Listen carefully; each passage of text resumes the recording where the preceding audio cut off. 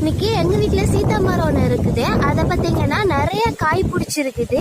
நானும் டெய்லி வந்து பாக்குற குருவி தான் சாப்பிட்டுட்டு போகுது. சோ இன்னைக்கு நான் பறிச்சு சாப்பிடலான்னு வந்திருக்கேன். நேத்து பாத்தீங்கன்னா நேத்து வராதனால குருவியே ஒரு 5 காயாட்ட சாப்பிட்டு இருக்குது. இன்னைக்கு நான் பறிச்சு சாப்பிடலான்னு பாக்குறேன்.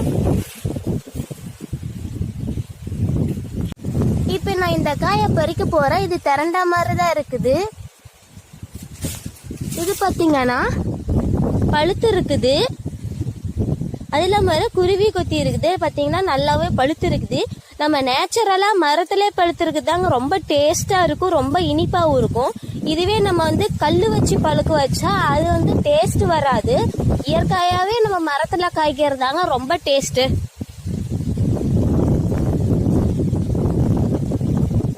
இப்ப பாத்தீங்கன்னா இது புட்டது பாருங்க எவ்வளவு சூப்பரா இருக்குது. இதுல